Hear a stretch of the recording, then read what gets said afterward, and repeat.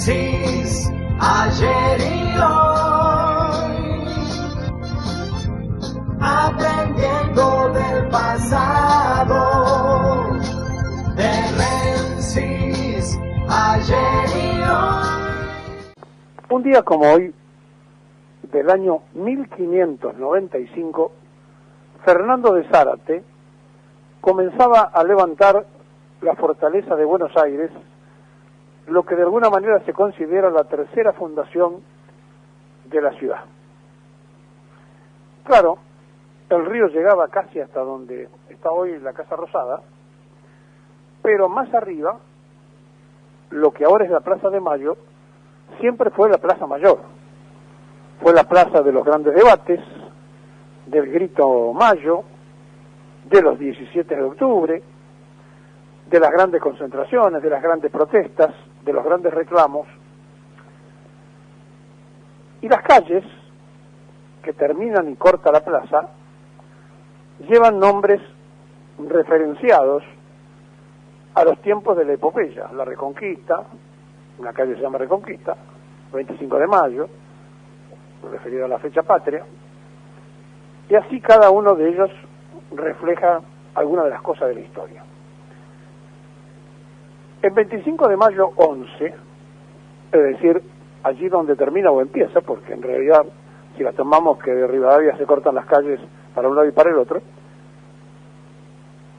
está la central de inteligencia de nuestro país. Pero muy pocos saben que fue el general Perón el que creó lo que se llamó en aquella época, 1946, CIDE, pero con C. Es decir, el general Perón, terminada la Segunda Guerra Mundial, se dio cuenta que había que tener una comunidad de inteligencia, porque el hombre, desde que nace hasta que se muere, le encanta saber qué piensa el otro, qué tiene en su mente, en la cabeza el otro. Y como es imposible que lo adivine, la única forma de hacerlo es espiando. El espionaje y el contraespionaje pertenecen a una parte del ser humano muy sensible. Y Perón crea como contrainteligencia, es decir, como defensa nacional, un centro de autoprotección sobre tanto espionaje extranjero que se había efectuado durante la guerra y donde él, siendo militar, se había dado cuenta de que era imprescindible tener una comunidad. Y entonces crea, repito, esto con C, porque se llamaba Coordinación de Inteligencia, y entonces era CIDE con C. Lo hace mediante un decreto, en el año 46, y sobre este decreto se establecen las pautas y las normas de la contrainteligencia, es decir, se creaba una secretaría ¿para qué? Para autoprotegernos del espionaje extranjero. Muy poco tiempo duró este objetivo y apenas el golpe empezaron a desvirtuar la esencia para la que había sido creada y pasó a ser espionaje interno, pero espionaje interno con intención política. El primero que empezó a hacer el espionaje interno fue la fusiladora, cuando 40 se dedicó a espiar a los peronistas. O sea, así como el CONINTES era un plan de seguridad y contingencia en caso de guerra, Frondizi aplica el CONINTES ¿a quién? A los peronistas. O sea, era para aplicarlo en casos extranjeros. Lo cierto es que, más allá de lo que le estoy comentando, este decreto 337 que da forma y creación al primer episodio organizado de la inteligencia en el año 46, se fue desvirtuando de manera tal que se transformó en una caja de espionaje interno más que de contrainteligencia. Y así los turnos políticos y las dictaduras militares fueron haciendo de lo suyo durante todo el tiempo que pusieron. Un expresidente como Levingston, por ejemplo, estuvo al frente casi 2 años, ya cuando era así de conexe, es decir, cuando era la Secretaría de Estado. Y pasaron muchos políticos de los distintos colores, y pocas veces se le dio la jerarquía de una contrainteligencia como había sido creada para hacer la autodefensa del país.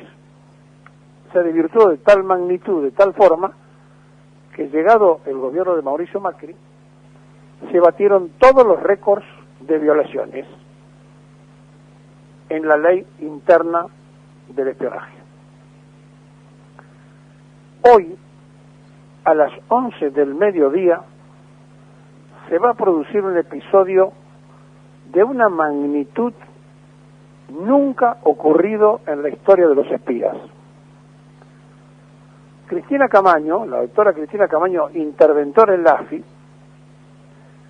se va a presentar frente al juez Di Giorgi. Escuchen bien lo que le voy a decir. Y va a llevar la copia de 105.000 escuchas. No 1, 2 o 3. No. 105.000 escuchas que se efectuaron durante la gestión de Gustavo Arribas, con pleno conocimiento de Mauricio Macri, donde se escuchó a todo el mundo y está grabado. Y entonces la interventora le va a ir a preguntar a la justicia: señores, ¿había órdenes judiciales para hacer esto o esto ocurrió porque fue una decisión política? Para que no aparezcan jueces que digan que eran cuentapropistas. Hoy a las 11 de la mañana se va a producir un episodio desconocido por la sociedad argentina. Se van a presentar 105.000 escuchas de los espías de Mauricio Macri escuchando a todos los argentinos. Y además, gran parte de ello a los que ahora podemos llamar presos políticos, que eran los detenidos por la teoría Irulson, que los tenían en Ezeiza, a donde no solo lo habían cableado los calabozos para escucharlos, sino que hasta cámaras le habían puesto y lo filmaban para ver qué cosas podían detectar en la charla con sus abogados, con sus parientes y demás, para ver cómo podían seguir atando cabos para que después una misteriosa diputada, hoy diputada de la coalición cívica, apareciera en los programas con periodistas que están todos juntitos hoy en La Nación Más para decir: miren lo que se ha descubierto, miren lo que ha pasado. Toda información que le daba la inteligencia a través de personajes siniestros, no los que hicieron el trabajo, no los que fueron a realizar esa tarea, que ni siquiera eran de la Secretaría de Inteligencia. Contrataron técnicos de afuera, le pagaron con gastos reservados, no dejaron pistas, pero sí dejaron las grabaciones. Y entonces los imaginarios cuentapropistas, que están muy calientes con los jueces, le dijeron: señora Camaño, mire lo que está acá. Y hoy a las 11 se va a producir la denuncia oficial de 105.000 escuchas de la gestión de Gustavo Arribas y Mauricio Macri. Y ahora, no sé qué van a decir, ni cómo lo van a dibujar, pero lo cierto es que le van a ir a preguntar a la justicia: bueno, ¿esto es delito o había causas y órdenes judiciales que ordenaron esto? Porque evidentemente la Secretaría de Inteligencia hace escuchas cuando se les ordena y hace escuchas preventivas de defensa. Pero esto era escuchas internas de espionaje a los argentinos. Y entonces cuando uno cuenta esto, que va a ser noticia mañana, cuando uno le está diciendo las cosas que ocurren en el toma y daca de la política, y cuando decimos que no tenían ninguna clase de escrúpulo, no hay ninguna diferencia entre el endeudamiento de Bernardino Rivadavia y Mauricio Macri, pero tampoco hay ninguna diferencia entre Mauricio Macri e Izar Roja y Pedro Eugenio Aramburu, ninguna.